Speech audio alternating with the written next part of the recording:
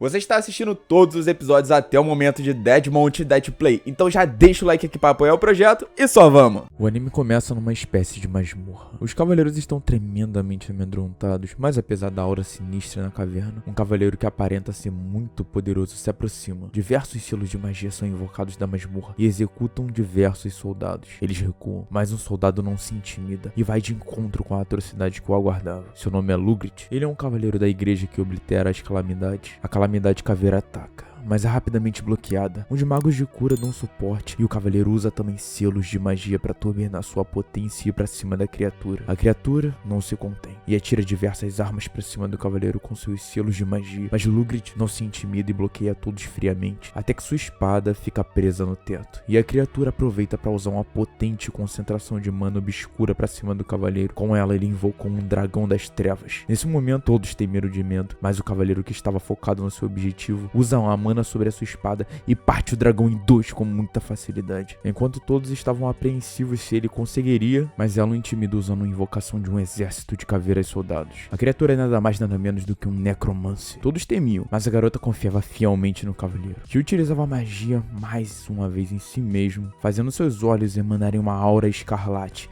enquanto memórias o banhavam naquela noite sangrenta, onde as almas dos soldados que se foram em batalha para protegê-lo lhe murmuravam que ele deveria ter ido com eles também, e essas mesmas almas agora residem no exército demoníaco que ele via em sua frente. O cavaleiro consegue ver as almas sacrificadas pelo necromante, e a criatura se surpreende. Ele retruca sobre os olhos do mal que vê na feição do jovem cavaleiro, e um dos magos da retaguarda explica que algumas pessoas possuem esses olhos, nascem com poderes, por isso buscam a igreja, pois podem ver as almas de todos que eles matam, incluindo criaturas. Já outros se divertem manipulando elas e se tornando necromances. E voltamos para a batalha feroz, com ambos os lados usando selos de magia e deferindo diversos golpes, juntamente os bloqueando, até que a verdadeira forma da criatura é revelada. Um cérebro em um pote com selos, sendo protegido pela imensa caveira de ossos e uma aura totalmente sombria. E o cavaleiro parte para cima da criatura. Uma batalha de qual selo mágico seria o mais forte se inicia. A maga da retaguarda potencializa o cavaleiro, que ganha uma velocidade brutal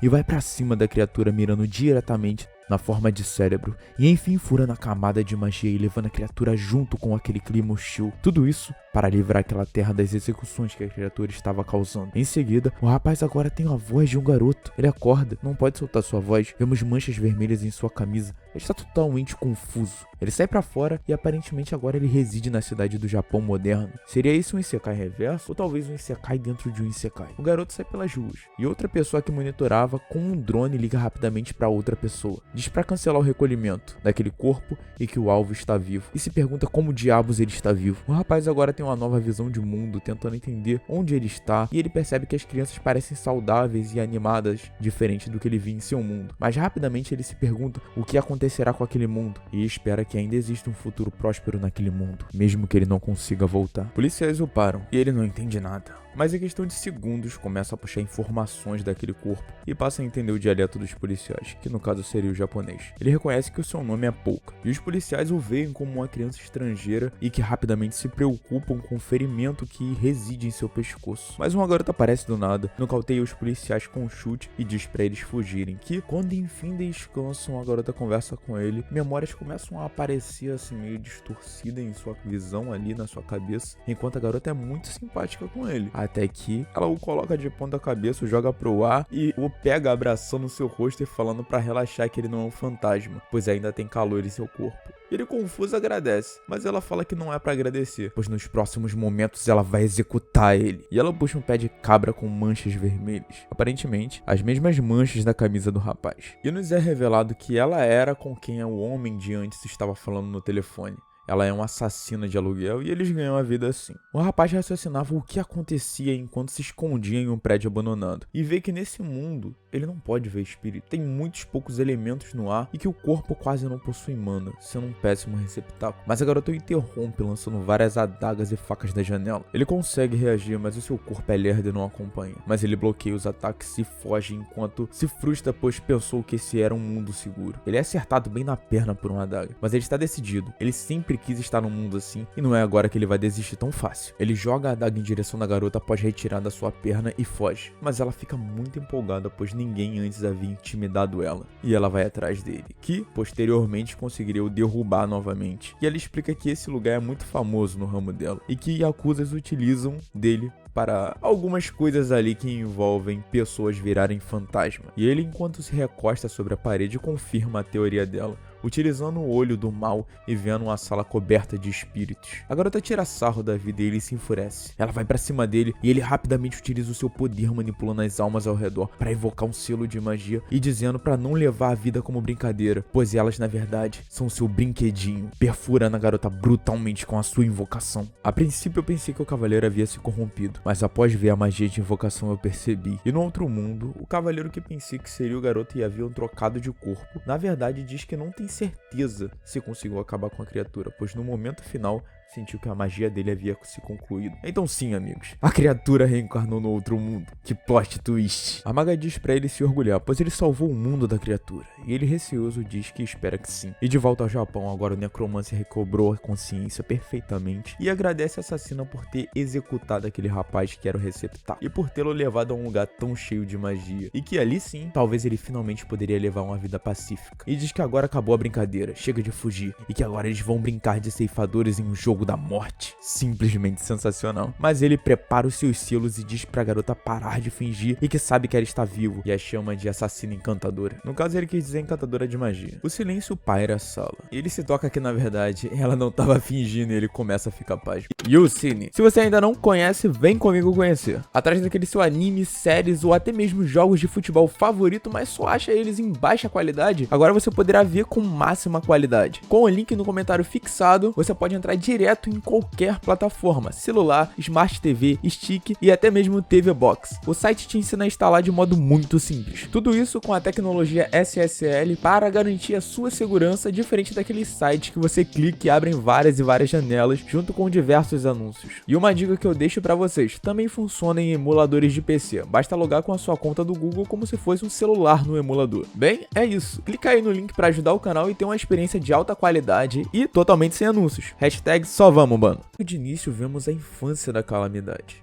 Ela foi vendida por seus pais para feiticeiros e desde então rondou por diversos territórios, até que enfim, após uma guerra, todos que ela acompanhava acabaram sendo executados. Agora ela buscava apenas um lugar para que pudesse viver em silêncio, mas se deparou com alguns órfãos ali naquela caverna e cuidou deles, os trazendo assim então para sua realidade, querendo apenas uma vida pacífica, vivendo ali junto com eles agora. Mas a religião e os reinos daquela terra o acusavam de serem impuros e levaram a guerra até eles, assim aniquilando todos aqueles pobres órfãos. A Calamidade não se conteve, ele teve a sua vingança ali mesmo, vendo a face daqueles malditos soldados queimarem com as chamas, assim os fazendo pagar. E com o tempo, aquela caverna que era o lugar dele e das crianças agora virou um covil cheio de ossos, mas ainda assim ele queria a paz. Então ele estudou e esperou por séculos até que pudesse enfim alguém o executá-lo, assim concluindo seu plano, quando o enfim-herói do episódio passado o atacou e assim ativando sua magia de reencarnação.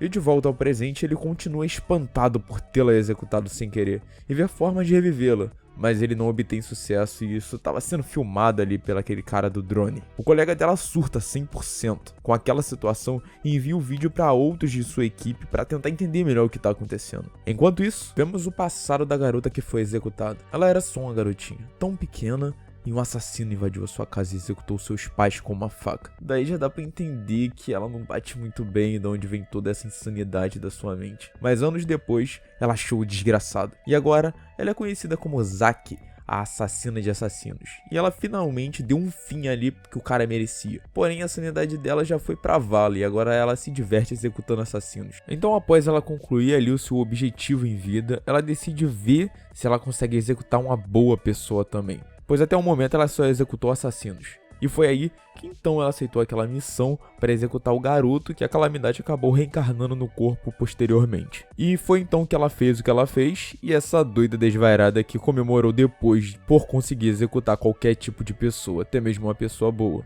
ela reflete sobre como na vida ninguém poderá ser feliz naquele mundo em que ela vive e que os demais vivem ali da equipe dela, e que agora ela resolve fazer o seu teste máximo. Ela quer saber se conseguiria executar a si mesma também. Tô falando que a sanidade dessa garota aí já foi há muito tempo, mas logo no começo da tentativa ela foi interrompida ali, pois a missão dela ainda não terminou. E ela fica tipo, como assim a missão não terminou? E o cara revela que o garoto está andando pela cidade, mesmo com o pescoço...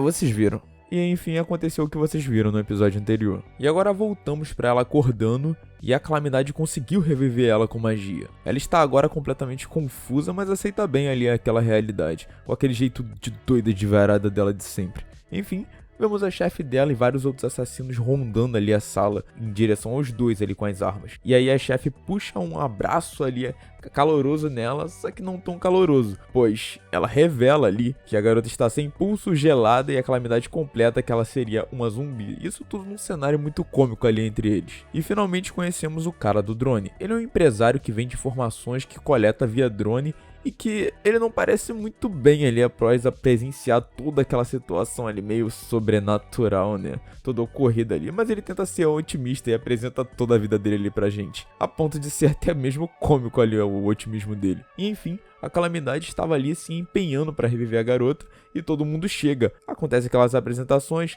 a chefe pede para todos aguardarem ali abaixar as armas, ele explica e enfim revela que será necessário apenas um feiticeiro quando ela acordar, pois ele conseguiu manter ali o cérebro, a alma e o corpo dela intacto. Porém, em geral fica tipo, feiticeiro?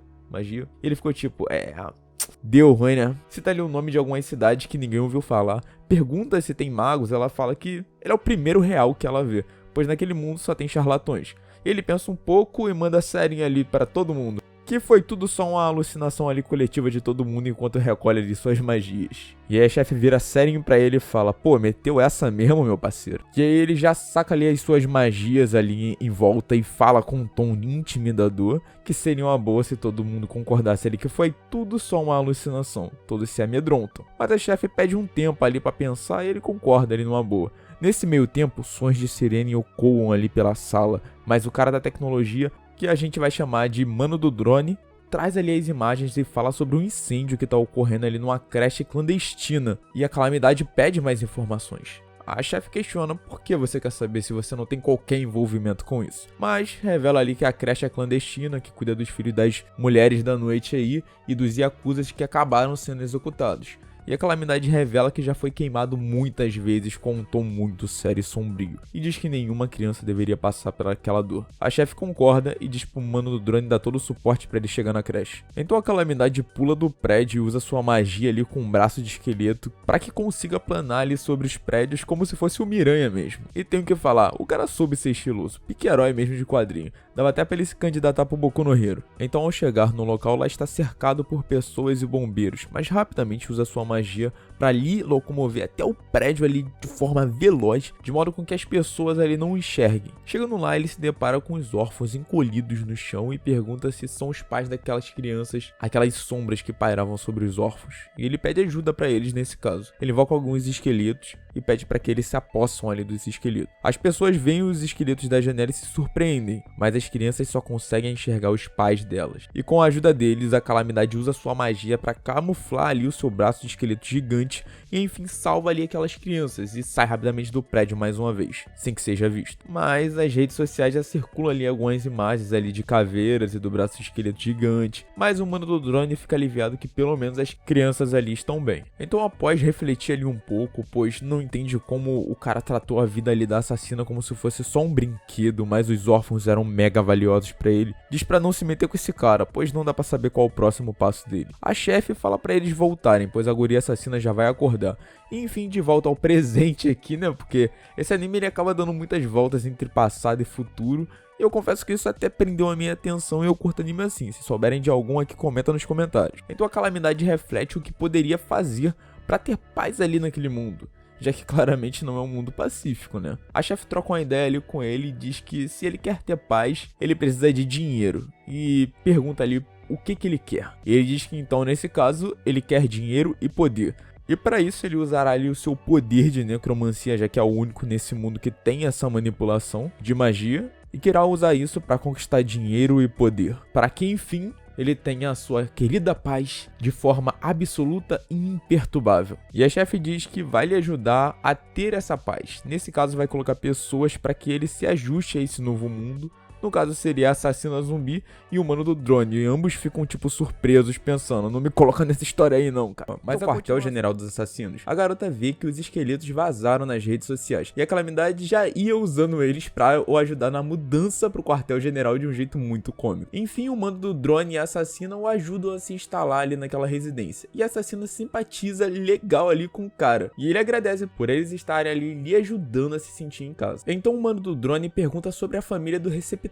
E ele falou que é a chefe dos assassinos e disse pra mandar cartas de tempos em tempos dizendo que tá viajando em uma jornada de autoconhecimento e fazendo isso vai dar tudo certo. E o mano do drone diz que é uma tática muito suja pra cobertar assassinato. E agora a Calamidade tá morando ali naquele prédio de antes, sabe? Que tinha vários yakuzas que foram assassinados e que é rodeado de espírito. E a Calamidade diz que não entende muito desse mundo, mas que está feliz por não ter ali aquela religião que existia em seu mundo, pois ela o considera uma aberração e o caçou até o fim de sua vida. E que o nome dela lá era Deus dos Cadáveres, e claro que a doida lá assassina amou o nome, e revelou que agora ele poderá ter paz nesse mundo, mas queria achar quem contratou a execução do receptáculo. Mas o mano do drone diz que não recebe esse tipo de informação, e a chefe dos assassinos pede pra deixar isso em sigilo em troca da estadia dele naquele prédio abandonado. O mano do drone então se pergunta se ele não tem medo de ficar perto da assassina, e ele diz que não, pois não foi ele quem ela executou, e diz que o receptáculo também pediu pra ele perdoar a assassina, deixando o mano do drone pasmo, tipo, como assim? E em seguida diz que imbuiu a alma do receptáculo naquele pequeno drone e o mano do drone fica mais surpreso ainda. Então a Calamidade decide ver como ganhará dinheiro agora, e a doida varrida lá diz pra ele virar ladrão ou assassino. Ele recusa, mas ela o convence do contrário, falando que ele teria muita facilidade, e ele acaba aceitando um trabalho que seria pra ela, de dar cabo de um assassino de uma gangue que estava atrás do tal cliente. A garota então vai até o local onde os assassinos estão, e o cliente revela que são amigos daquele cara que acabou com os pais dela. Ela já se anima, então vai sorrateiramente, mas eles já estavam aguardando ela e vão pra cima. Mas eles não têm a menor chance, ela é muito ligeira e distribui diversos chutes e diversos golpes e acaba com todos ao seu alcance. Até que ela levou 2 tiros nas costas, tipo, quem atirou foi o próprio cliente dela quando ela tava ali com a guarda baixa. Ele revela que já tava ali armando aquela emboscada e que armou tudo isso pra vingar o chefe deles, que seria o tal assassino que acabou com os pais dela, e ela acabou com ele por meramente karma. Então a Calamidade aparece atrás e diz que entendeu tudo, e revela que a Misaki, que é a assassina, agora é um zumbi e não será tão fácil assim derrotá-la. E ela já se levanta sorrindo e puxa a perna de um canalha lá, o arremessando pra longe. O mano do drone pergunta se ele sabia desde o início, e ele diz que não, que apenas aceitou o pedido, e no caso, o pedido era das crianças espíritos que estavam assombrando um tal cliente. Então ele esmaga ali os canalhas em um monte de terra e destroços, e diz que não permitirá que eles machuquem mais ninguém, e que as crianças podem descansar, que seus pais estarão seguros, e ele se desculpou por não poder fazer mais nada além disso. Então já de volta à base, o mano do drone pergunta por que ele ajudou as crianças se a vida humana é mero brinquedo pra ele. E a Calamidade explica que sim, são brinquedos, e brinquedos fazem crianças sorrirem, e por isso jamais abandonaria brinquedos. E brinca ali com o drone, que no caso é o espírito lá do receptáculo. Então o mano do drone entendeu que ele só tava se expressando errado, apenas isso. O cara é um baita gente boa, com um caráter muito acima da média. Então o mano do drone se surpreende e fica aliviado com ele, e depois relata tudo o que ocorreu em seu dia para sua chefe. E ela diz que com as demais gangues não vai precisar se preocupar, e que aqueles ali eram só escória mesmo. Então alguns canalhas que ainda estavam vivos planejavam ali a vingança, mas misteriosamente foram executados por alguém. Então a Calamidade tá estudando um livro de vampiros e diz que com mana suficiente até poderia fazer a assassina virar um vampiro, e ela já se anima muito. A chefe então tava relaxando com umas amigas no quarto, se é que vocês me entendem. Até que ela foi interrompida por um telefonema, e ela recusa o cliente que queria a execução da Calamidade e volta a se divertir com as suas amigas, se é que vocês me entendem. Então vamos para uma espécie de bar para rapazes, onde tem moças atendendo e as bebidas são caríssimas, e é justamente para pegar ali uns otários. E um loiro pergunta sobre a chefe dos assassinos para um barman ali. Claro, o barman já disfarça, fala não saber de nada. E o loiro bêbado continua lá falando asneiras dos eventos com o Caveira lá nas redes sociais e afins, até que ele encosta em uma mina e o segurança já pega ele, já vai tomar aquela surra braba ali pra ficar esperto. Então, de volta à Calamidade, ele explica as habilidades da zumbi, que ela ficou mais resistente e com menos sensibilidade, e que também possui autorregeneração, que se não tiver muita opção pra comer, ela pode comer mesmo até carne crua, que ela vai se regenerar tranquilamente, e a sua saliva possui efeitos paralíticos. Então, se ela morder alguém, a pessoa sofre paralisia na hora. Então ela vai lá e morde a Calamidade e o coitado cai no chão na mesma hora. O mano do drone dá ali uma bronca nela e ela pergunta se ele quer uma mordidinha também de um jeito fofo. E aí ele manda lá uma lacrada braba falando de coisas de politicamente correto lá, e ela concorda toda fofinha indo na onda dele, enquanto a Calamidade continua paralisada igual um saco de lixo no chão. Um cara enfaixado então investiga o local ali onde estavam os canalhas e some nas sombras quando a polícia chega. Então o parceiro ali do loiro do bar liga pra ele, e eles estão tramando algo, pois o parceiro já desmaiou ali alguns seguranças do bar. Então muda pra Calamidade conversando com os dois sobre o ponto de ligação desse mundo com outro mundo. Afinal, ele consegue usar os seus poderes de magia do outro mundo nesse. Então, o que mais existe do outro mundo nesse que eles não sabem? Então a Calamidade, na verdade, deu um nó nos braços e pernas daqueles canalhas, os deixando vivos, mas impossibilitado de usar os braços e as pernas a partir de agora. E o loiro e seu parceiro, na verdade, são policiais e vão ali até a cena do crime. Agora estamos na tal divisão especial ali, e o líder é o loirinho. Ele apresenta os casos dos últimos assassinatos e os assassinos procurados e possíveis responsáveis. Monta ali um plano para pegar todos e diz que já passaram por isso, e deve ser ali algum ocultista. E todos os casos eles pegaram, pois eram humanos muito habilidosos. E se são simples humanos, eles podem pegar, pois isso nunca os impediu antes. Então, são tipo uma unidade especial ali de investigação de crimes sobrenaturais, mais ou menos. Então a Calamidade transfere a alma do receptáculo pro tubarão de pelúcia, e o mano do drone fica todo animado em ter o seu brinquedinho de volta, no caso o drone. Então o receptáculo fica tímido, pois a assassina o abraça, e o mano do drone diz que ele é outro doido, afinal ele tá se animando muito pra uma garota que executou ele. E agora a Calamidade tá atrás de mana, tanto pra criar cordas vocais ali pro receptáculo, que agora é um tubarão de pelúcia, e tanto pra reabastecer a sua reserva. Só precisa de emoções negativas, rancor e coisas ali do gênero, e umas almas malignas também pra ajudar. Coisa muito simples, você encontra no quintal de casa.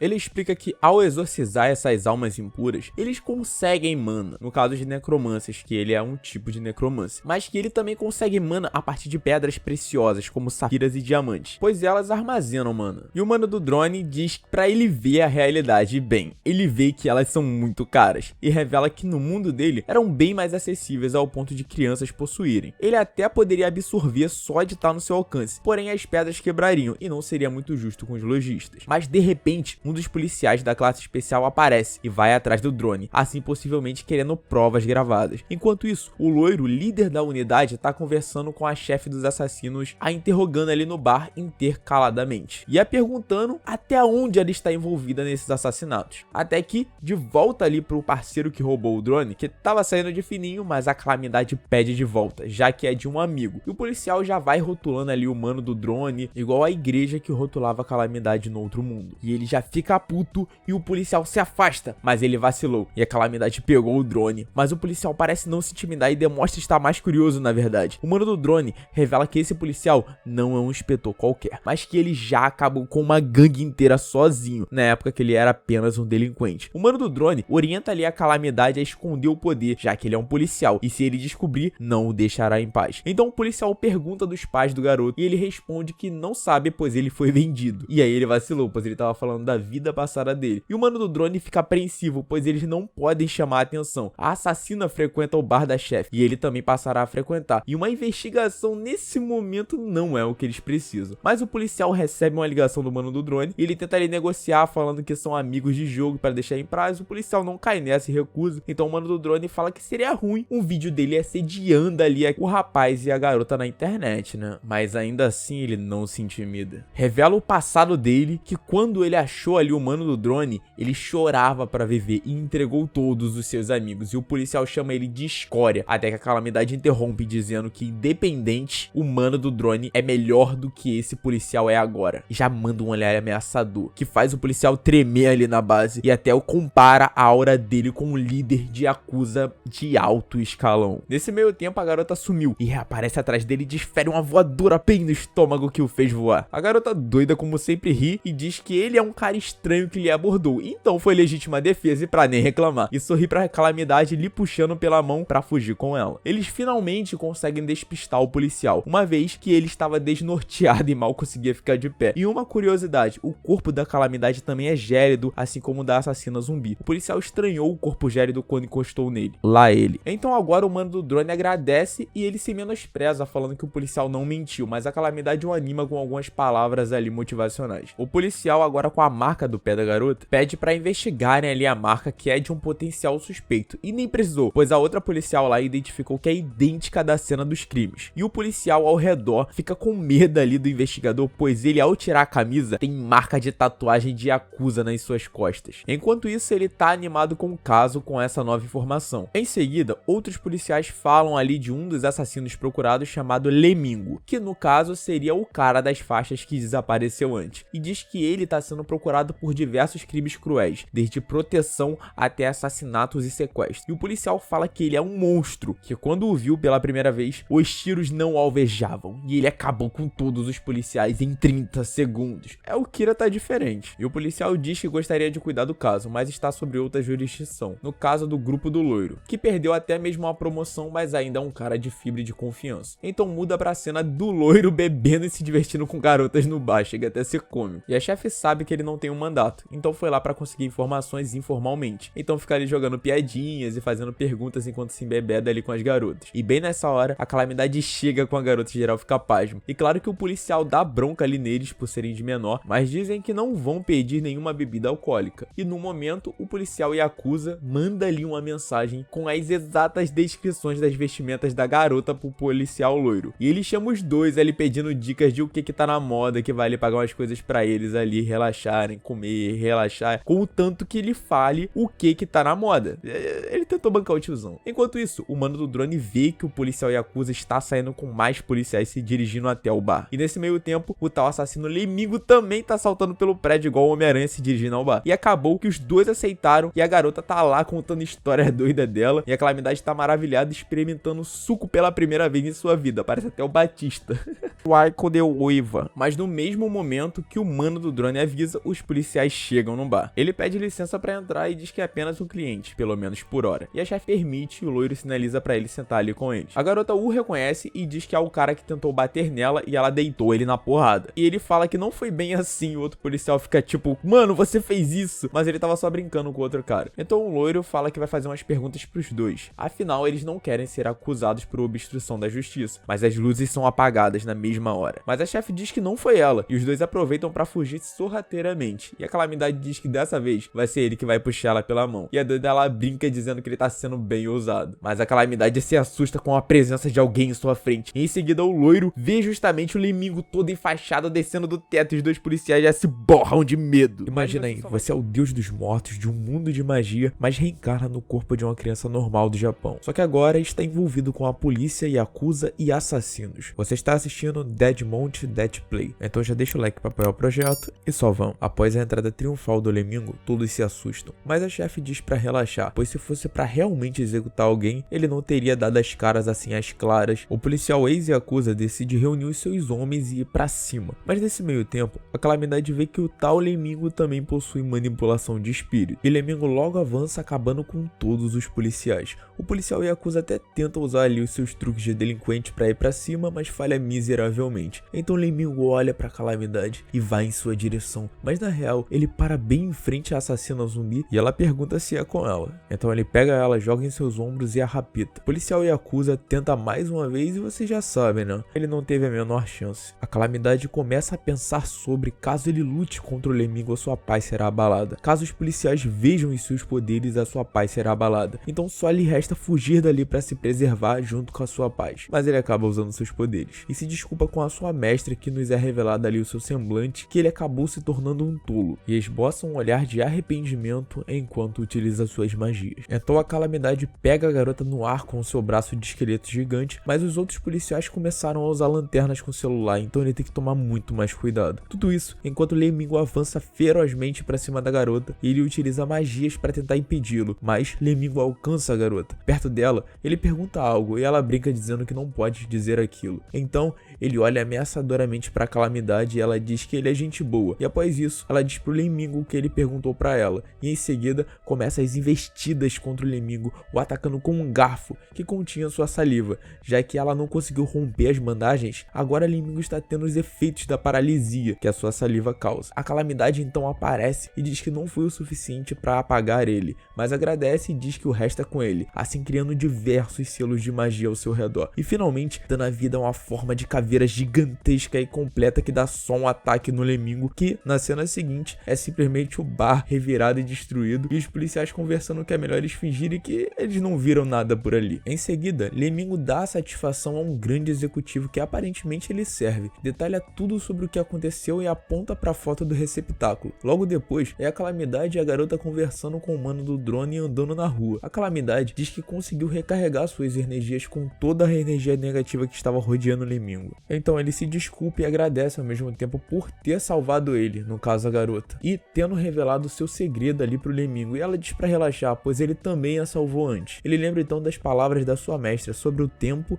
e sobre ajudar quem ele quiser, sem hesitar, afinal ele viverá por muitos séculos. A Calamidade então pede para eles lhe ensinarem sobre as suas vidas e diz que não quer nenhuma paz se isso fizer ele abrir mão dos poucos que sorriram junto dele, mesmo que por pouco tempo. Então o executivo aparece sabendo que Polka, que seria o receptáculo, está vivo e diz que em breve ele resolverá isso. De volta à Calamidade e o pessoal, a Calamidade resolve abrir uma loja onde ele vai fazer seu pacto com os fantasmas servirem para lhe ajudar a ganhar dinheiro. Mas o mano do drone se arrisca mesmo com receio ali, pois de fato o cara é um deus dos mortos, e pergunta se ele tá doido. Então um dos fantasmas diz que teve uma ideia. No caso, o fantasma estava possuindo a lapiseira ali, escrevendo ali sobre a mesa. E basicamente é sobre ler a sorte dos outros. E a garota ali usar umas roupas, digamos, peculiar. Esses fantasmas aí, hein? Mas ninguém usa magia. É o fantasma da lapiseira, que é um baita de um pilantra e tá ensinando eles a serem charlatões. De fato, muito cômico. Mas eles acabaram usando ali a tecnologia do mano do drone para identificar os clientes, e com essas informações a Calamidade se conecta com os fantasmas parentes dessas pessoas e passa informações para os clientes, em alguns casos. Então a Calamidade fica feliz de finalmente ter conseguido seu primeiro dinheiro nesse mundo e decide dividir em 5. Ele, a assassina, o mano do drone, o receptáculo e o fantasma da lapiseira. Mas o receptáculo recusa e o mano do drone diz que ele já deve estar cansado de ver dinheiro pela sua frente, dando a entender que ele era uma pessoa muito rica. Mas a Calamidade não conseguiu entender isso, e quando o mano do drone ia explicar, 3 homens de terno invadem a sala. E logo aparecem gêmeos, que são sobrinhos do receptáculo. A Calamidade coloca o capuz e tenta enganá-los ali, falando que ele é o deus dos mortos, e geral fica tipo, mano, o que tá acontecendo aqui? Mas eles ignoram e dizem que vieram como clientes, tornando o clima ainda mais suspeito. Mas a Calamidade diz pra voltar outro dia, e a assassina diz que eles abrem 10 horas da manhã, tornando tudo muito cômico. Mas os gêmeos são arrogantes, chamando os outros de plebeus, algo assim, e perguntando o que farão caso eles se recusem. E o mano do drone diz que vai chamar a polícia, quebrando totalmente o clima, e os gêmeos e os seguranças já começam ali a tremer na base. Então, quando eles iam retrucar ali, a Calamidade se levanta e abraça os dois, deixando eles sem ação, e diz pra relaxar que protegerá eles, e que eles terão sim um futuro. E nesse meio tempo, uma assombração aparece ali, e na real a Calamidade estava falando era com ela, que implorava pra proteger as crianças, e a Calamidade confirma que fará isso, sorrindo e a observando. Então a Calamidade decide que voltará pra casa do receptáculo no dia seguinte, e fala com os gêmeos e assassino e o mano do drone que lhe ajudam. A Calamidade descobre, graças ao mano do drone, que o receptáculo é na verdade o segundo filho do dono de um dos maiores bancos do Japão. Ele logo se surpreende, e o mano do drone completa que se o pai dele morrer, ele terá uma parte da herança, e isso já é motivo suficiente para quererem dar um fim nele, se é que vocês me entendem. E a Calamidade já vai ao chão, pois tudo que ele queria era uma vida pacífica. Então a Calamidade revela que tinha 2 guarda-costas em seu mundo, um tigre zumbi e um cavaleiro esqueleto, mas no Japão chamaria muita atenção. Então o papel do guarda-costas fica com a assassina zumbi. Então os gêmeos voltam para um carro e encontram o tal executivo de antes, que provavelmente deve ser o primeiro filho da família lá que foi citada antes, já que o receptáculo é o segundo filho, e fala que está ansioso pela volta do Polka e diz para eles tomarem cuidado, pois pode ocorrer outro acidente como antes, e o fantasma já começa a se revirar. A Calamidade finalmente chega na mansão do receptáculo e seus sobrinhos. Lá ele se surpreende com o tamanho da construção, sendo até mesmo maior que dos aristocratas do seu antigo mundo. Enfim, ele é recebido pelos sobrinhos, juntamente com aquele rapaz suspeito do episódio episódio passado. E ele pergunta o que ele faz ali, que recebeu uma mensagem de férias que ele tirou e tudo mais. E a Calamidade diz que encontrou o novo eu dele e Misaki se apresenta de uma forma totalmente cordial e elegante, surpreendendo a Calamidade. Então Misaki conta que a Calamidade já salvou diversas vezes em suas tentativas de acabar com a própria vida. A Calamidade fica tão surpreso quanto os demais. E o rapaz suspeito diz que não sabia que ele estava com a filha do Isakimiya Ferros. E ela diz que já faz muito tempo, então ele se desculpa e diz que a família dela lhe ajudou muito no passado. E foi realmente uma lástima o que ocorreu. Mas esse cara não me engana, acho que ele teve dedo ali na execução dos pais dela. Descobrimos que o irmão do receptáculo tem 48 anos e é o atual chefe da família. E esse rapaz que vemos junto dos sobrinhos é o sobrinho mais velho de Pouka, filho de seu irmão, que é o atual líder da corporação ali da família. Ele cuida da área de segurança da empresa, e eles contratam em sua maioria ex-policiais que cuidam do trabalho sujo, e ele administra tudo. O seu nome é Takeru. Então a esposa de Takeru abraça ali a Misaki e diz que pode contar com eles, e é repreendida pelo próprio Takeru sobre não fazer promessas que ela não pode cumprir. A Calamidade fica nervosa ali, talvez em não conseguir ter boas maneiras, e o receptáculo ajuda, mas é percebido se mexendo, e quando questionado sobre o que é, a outra sobrinha do receptáculo, que é desempregada e antissocial, explica o modelo de tubarão de uma forma excepcional, incluindo que é uma linha limitada. Então a Calamidade conhece mais um parente e descobre os demais, incluindo o pai e líder atual do grupo, Shinoyama, está no exterior. O clima fica meio sombrio ali em meio às apresentações, mas nesse meio tempo o avô dos sobrinhos e chefe ali e pai do receptáculo que fundou a corporação aparece surpreendendo a todos e diz para não se esquecerem dele. Ele elogia o filme que a sobrinha antissocial recomendou e ela recomendou mais filmes de tubarão para ele. Então um dos parentes vai conversar sobre o trabalho com ele e ele corta dizendo que é para falar isso com o filho dele e o atual líder. O parente insiste e ele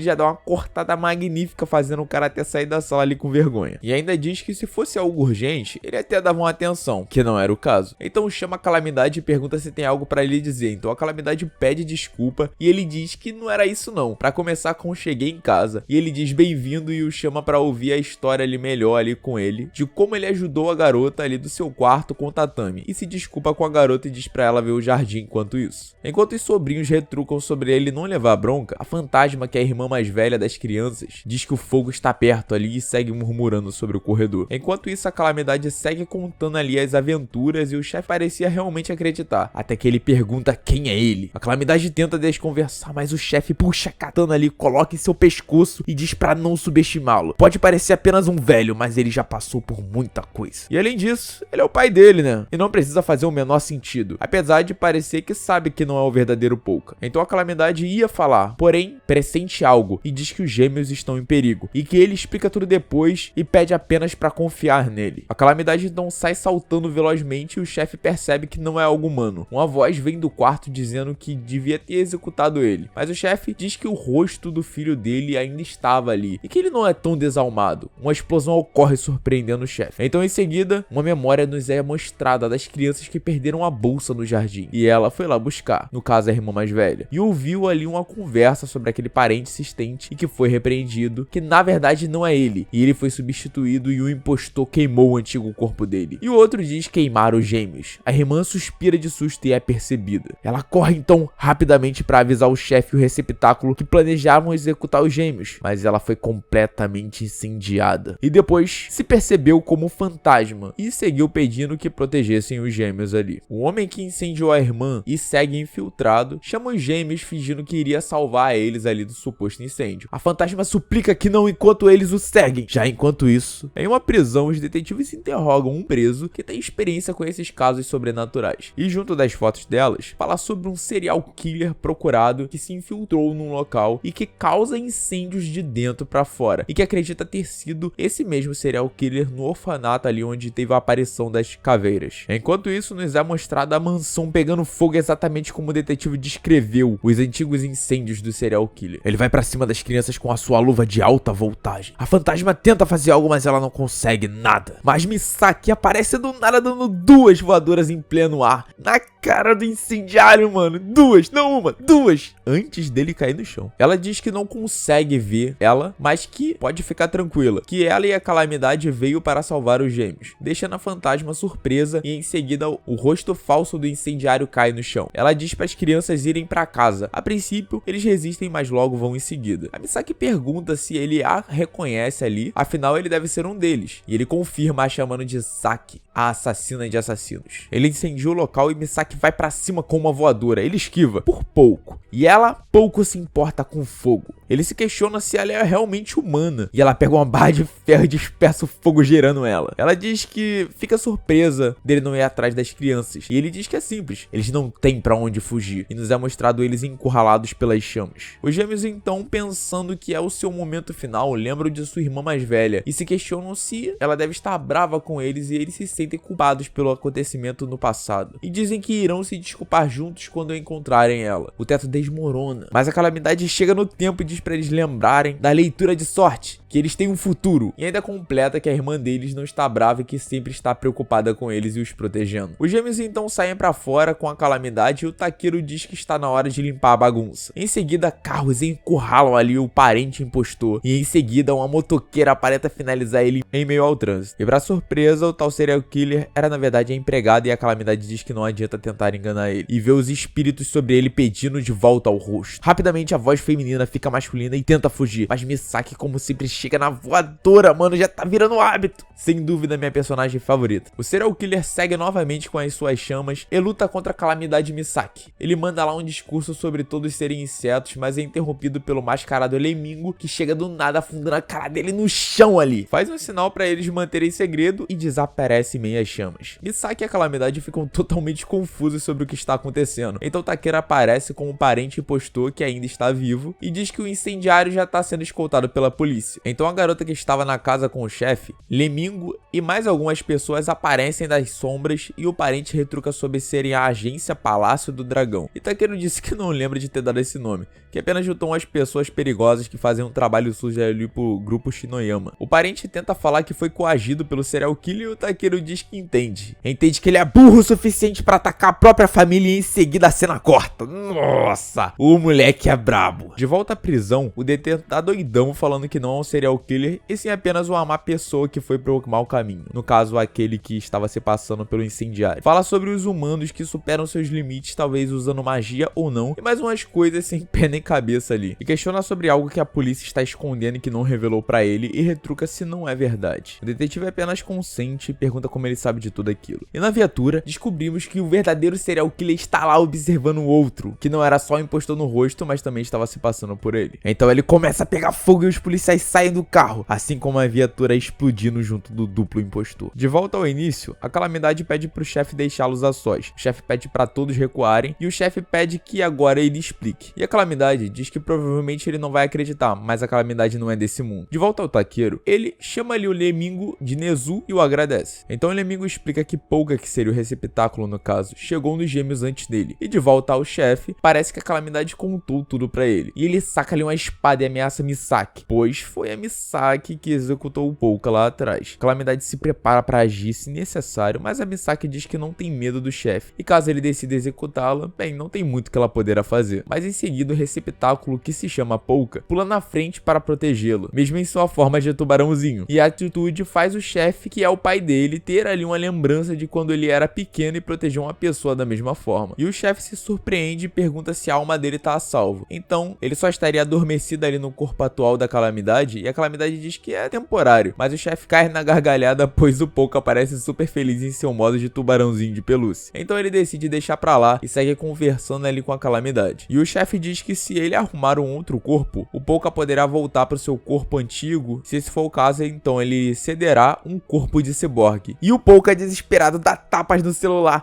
e diz pra calamidade que ele que quer virar o ciborgue. Ele quer a função de voo e de atiradeira, de furadeira, de porra toda, cara. O chefe diz que o Polka parece bem, mas que não perdoou a mocinha. Porém, ela salvou os netos dele. O Polka agradece e a Misaki sorri. O chefe reflete mais um pouco e pensa que aparentemente alguém da família quer o Polka executado. E pensa mais um pouco sobre o assunto. A calamidade conversa com o mano do drone sobre logística e a Misaki se desculpa com o Polka pelo que ela fez antes. Então os gêmeos aparecem e se desculpam por antes também, e a Misaki fica toda bobinha ali. Depois agradecem também a calamidade e ele diz que ele não fez nada, e sim o deus dos cadáveres vidente que eles visitaram quando foram ver ali com o espírito guardião deles. deixando os pobres gêmeos ali sem entender nada. Mas vemos que a irmã mais velha deles agora está feliz e em sua forma original continuando os guardando. Misaki pergunta se a Calamidade pretende fazer contrato com ela, mas ele diz que por enquanto não, talvez algum dia, e olhar pra trás e ver ela feliz ali com eles. De volta aos detetives, eles dizem que o verdadeiro serial killer é um incendiário que apareceu ali. O condenado pergunta se pode ter mais informações ali dos esqueletos e eles dizem que só pretendem trocar informações mesmo. E o condenado diz que então terá que ver por si mesmo ali. E as luzes se apagam e o condenado fugiu. A Calamidade tinha prometido ao Polka que veriam seu bichinho de estimação. E ao chegar lá, eles veem um crocodilo albino, mano. E se surpreendem com o Polka e quem ele tava defendendo antes era esse animalzinho de estimação, na verdade. De volta aos detetives, eles estão em uma reunião de emergência após a Assombração Solitária, que é o nome que eles deram pro condenado que fugiu ali durante o interrogatório. Então revela aí sua ficha criminal, que foi de roubar uma obra de arte do museu e deixar ali na frente de um prédio comercial ali, com o objetivo de dar um furo de notícia para youtubers ali de Shinjuku. É o nome da cidade.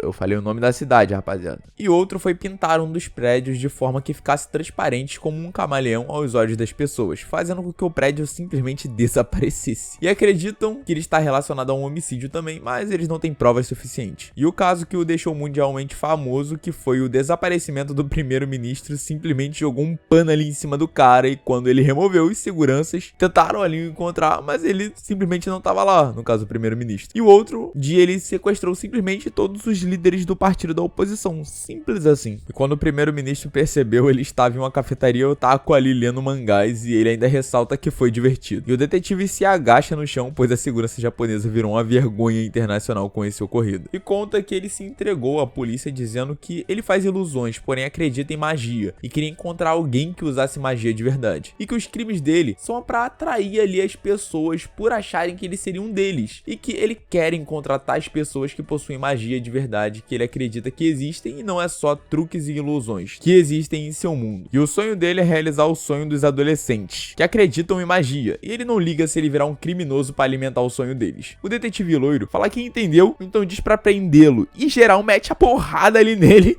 e o prende enquanto o detetive fica se perguntando o que diabos acabou de acontecer ali. A Calamidade, ingênua do jeito que é, pagou uma nota alta no rádio velho antigo, acreditando que o ajudaria a reunir informações. E Misaki aparece decepcionada pois seu tão amado vestido virou um monte de trapo. Enquanto isso, a Calamidade liga o rádio e se depara com a notícia que o incendiário que eles prenderam foi de base. Então os detetives ficam confusos, pois pediram restrição na mídia ali para aquelas informações não vazarem, e a Calamidade e o mano do drone conversam sobre o ocorrido. E o mano do drone revela que esse que estão falando ali sobre a notícia é uma lenda urbana da cidade, assim como o Lemingo, mas que ele até apareceu bastante na mídia para ser uma lenda urbana. E na mesma hora o repórter retira os óculos e revela-se a tal Assombração Solitária e dará uma semana pra polícia até o seu próximo crime. E fica lá todo convencido dizendo que pra felicidade de todos, ele está de volta. Os detetives raciocinam que ele deve ter comprado a transmissão com outro procurado chamado Merceeiro ou Mercenário.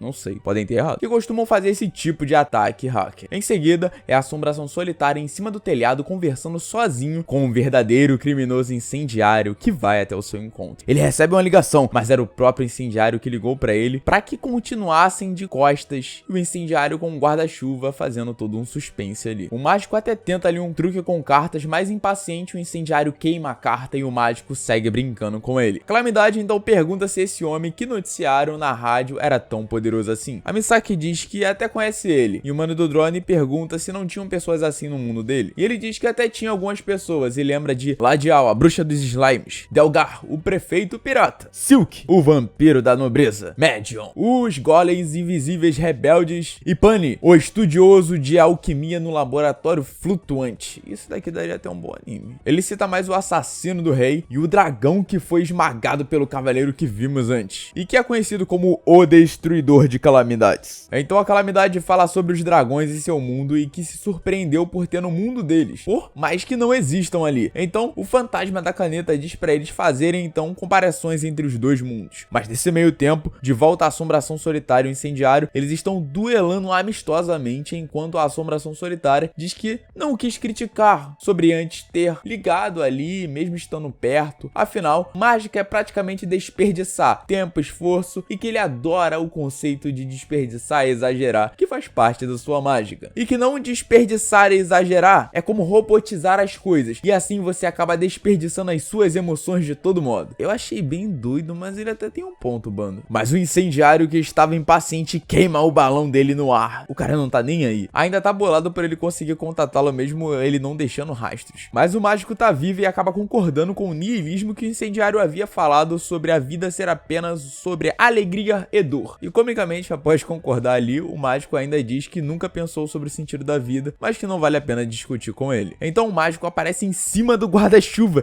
e diz que ele deve estar se perguntando por que diabos ele não sente o peso dele. E o mágico diz que é apenas uma ilusão, que tem um truque por trás daquilo, e que o fogo dele também é assim, e que está decepcionado por não ser magia. Mas fala sobre o caso de magia real envolvendo ali esqueletos e tenta recrutar ali um incendiário para sua causa. O incendiário então pergunta o que ele fará caso ele decida que tal pessoa com magia merece ser queimada, e o mágico diz que pensará nisso quando isso acontecer. Então, de volta à Calamidade e o pessoal, eles dizem que os criminosos do mundo deles não devem ser nada para a Calamidade. E ele diz que não é bem assim. O Lemingo, por exemplo, daria muito trabalho no mundo dele. Então batem na porta e eles colocam o mano do drone para atender a porta. Então eles se deparam com a irmã do Pouca, que é a tal antissocial e mais velha entre os gêmeos. Um tubarão gigante e uma guria carregando uma mala gigante com ela. E eles ficam sem entender nada. Ela então entra, joga o tubarão no sofá e diz que veio porque queria começar a morar ali. E geral fica se perguntando, tá bom, mas por que aqui? Então ela se apresenta a todos e diz que seu nome é Saio. E na real, é um garoto que tá acompanhando ela segurando a bagagem. E diz que ele é um aprendiz de mordomo. E Saio revela que seus tubarões foram queimados. E o mordomo explica que o incêndio acabou com os tubarões dela, juntamente com o seu quarto, que também foi de base. E o chefe deixou ali um vídeo gravado com o mordomo dizendo que o quarto de Pouca e de Saio foram queimados no incidente. Pede pra ele deixar Saio e o jovem guarda morar ali por enquanto, mas que ele fica receoso de ter os dois naquele prédio. Então a Calamidade percebe que eles estão sendo observados e colocaram ali vários seguranças ao redor do prédio. Então ele acorda de manhã e Saio dormiu dentro do tubarão, que aparentemente é uma espécie de futon. Ele dá bom dia, ela dá uma reflexão sobre a vida e diz respeitar a opinião dele de estar um bom dia e dar boa noite. Então os outros chegam, tentam animar ela, mas ela diz que se querem realmente animá-la, o melhor jeito é com coisas de tubarão. Então o mordomo começa a preparar o café da manhã, enquanto conversa com todos amigavelmente e diz que por hora é melhor eles ficarem ali, pois as coisas na mansão estão agitadas e com os detetives investigando ali o incidente. Na mansão, então vemos os dois detetives interrogando uma empregada e em seguida Takeru e seus guardas-costas os intercepta. E então eles pedem a colaboração e então contam pro Takeru sobre o incendiário e Takeru diz desconhecer tais informações. Os detetives insistem, então ele começa com as patadas cutucando ali a ferida, dizendo que o incendiário se tornou um grande incômodo para a família Shinoyama, pois queimava os prédios de clientes e esperava que a polícia o prendesse. E ainda completa que de nada adianta capturar se for deixar criminosos escaparem, novamente com patadas e deixando o detetive líder ali totalmente sem jeito e sem graça. E ainda completa que espera que eles capturem logo o criminoso que fugiu, pois no passado fez as ações da empresa cair ali drasticamente, mesmo eles não tendo qualquer envolvimento, e aguarda que dessa vez a polícia colabore para que as ações não caiam. Nossa, mano, só patada de qualidade. Esse cara viu muita novela mexicana, certamente. O detetive delinquente na saída afirma que os seguranças dele são assassinos também, que sentiu que eles têm a mesma hora que ele. E o detetive líder diz para eles se prepararem para ir contra os Shinoyamas, e mostra um retrato que viu ali na parede que parece com Pouca, no caso a Calamidade, e pergunta ao outro detetive se ele lembra do rosto. E acima deles, Takeru observava tudo. A segurança pergunta se deveria apagá-lo, mas ele diz que não, assim é que eles descobrirem o segredo de Pouca, eles poderão ser muito útil ali pra ele. Mas parece que o chefe está mexendo os pauzinhos ali nisso e volta pra Saio e o mini mordomo. Misaki e a Calamidade os deixam em seu novo quarto e voltam ali pra sala. Nisso Misaki pergunta se ele tá animado por estarem se divertindo com mais pessoas. E a Calamidade diz que sim, com um semblante de preocupado. O mini mordomo não é qualquer um não. Colocou a escuta na sala e vê tudo que eles dizem, no caso ouve. Até acredito que ele estava ali na sala anteriormente protegendo o chefe quando a Calamidade pediu pra eles ficarem ficarem sozinhos. Logo em seguida, é confirmado que é isso mesmo. O chefe pediu pro mini mordomo proteger ali o falso Polka e a Sayo, mas o mini mordomo não gostou muito da ideia e pretende ir contra as regras ali e acabar com o falso Polka. E ainda meteu, olha só a audácia desse cara, meteu que se achar o Polka verdadeiro vai executar ele também. O garoto é doido da cabeça, rapaziada. Tem segredos aqui que ainda não foram revelados. E aí, revela os segredos, que ele tem inveja do verdadeiro Polka desde sempre, que ele queria ser admirado pelo chefe e que não aceita que um fracote como o Polka seja o sucessor da família. Nos é revelado o passado dele também, que ele em sua primeira missão perdeu os membros, tanto os braços e as pernas, e o pai queria deserdá-lo. Infelizmente tem os monstros assim na vida real mesmo. E aí, quando o mini mordomo ali ficava em fúria com seu pai, o chefe, que agora vamos chamar de Rosan, chega e pergunta sobre o caso do garoto. O pai estava pretendendo usar o garoto para cultivos de venenos que só crescem em entranhas de crianças, e o Rosan diz para ele não fazer assim algo tão bárbaro ou sequer recitar isso. O clã dele se vê apenas como ferramentas, é como os ninjas e assassinos que serviam grandes famílias e aparentemente eles têm descendência chinesa. Rosan então diz que se ele apenas o vê como ferramenta, que pode vendê-lo para ele. O pai recusa, pois quer usá-lo como recipiente de veneno, como citou antes, e que se o Rosan quiser, vai sair caro. Rosan diz que tá de boa e que ainda vai dar uma tecnologia para eles não precisar fazer essas babaquices aí de veneno para ganhar a vida. Rosan então aparece pro pequeno e diz para ele não pensar que ele é uma boa pessoa, e sim que queria apenas uma cobaia para os seus testes ali de prótese, e que pode ser que depois que ele pudesse mover de novo, poderá ouvir ali o Rosan falar de sua família, mostrando ali um grande sorriso em sua feição quando disse isso. Realmente, um homem de grande coração. Resumindo, o garoto é um baita do ingrato que tá indo contra as regras de Rosan por pura inveja. Após isso, voltamos ali pra chefe dos assassinos e suas amiguinhas ali se divertindo. E parece que o animador tava se divertindo também. Ele deu uma boa exagerada nessa cena aqui. Elas conversam sobre a possível traição dentro da família Shinoyama e que essa pessoa quer a morte ali de Polka. E a chefe dos assassinos fica lá falando como a família Shinoyama é influente, tanto no meio dos criminosos quanto no normal, e toda a influência ali da família, enquanto brinca desnecessariamente com uma de suas amigas, e nos é mostrada ali aquela cena totalmente desnecessária. Voltando para a calamidade, ele continua falando de dragões. Exemplo, o dragão que virava ali uma mulher para enganar reis, mas que acabou se apaixonando por um general, e eles fugiram juntos quando o Império ruiu, vê se pode. E fala sobre os mais tipos de dragões que tem ali, e o mini mordomo acha que eles estão falando de videogames e mangás. Então ele ouve um barulho de ossos e nos é mostrado que a Misaki tava dançando com os esqueletos ali muito comicamente. E o mini mordomo acha que eles estão jogando ali na verdade. E a calamidade comenta que o mini mordomo é muito dedicado e que está até agora acordado protegendo a porta ali de Sayo. E o mini mordomo procura câmeras, mas não acha nada e continua sem entender como a calamidade sabia daquilo. Em seguida, são os detetives abrindo ali uma investigação para o Polka e descobrimos que Polka, o original, só tem apenas 16 anos. Então eles fazem um resumo de todas as provas que encontraram até agora, envolvendo ele, e completa que ele é um leitor de sorte agora, e que o doido do mágico iria adorar muito isso. E falando no diabo, ele aparece saindo de um fliperama e diz que os jogos de magia evoluíram muito enquanto ele estava preso, e diz que tem mais de 6 dias para poder finalmente planejar o seu plano antes da data marcada com a polícia. Nesse meio tempo, ele estava andando livremente na rua e é encontrado por guardas, e comicamente ele sai correndo. Enquanto isso, o incendiário observava tudo com seu guarda-chuva escrito segurança contra incêndios, chegando até mesmo ser irônico. De volta à calamidade, ele e Misaki se preparam para voltar a ler sorte, e nesse meio tempo, os detetives aparecem em sua loja de leitura de sorte e o mano do drone já se esconde. O detetive líder o cumprimenta e diz que eles não se veem desde o bar da Clarissa, que é a chefe dos assassinos, e pergunta se ele pode ler ali a sorte dele. E eu tô sentindo que vai dar uma merda aqui,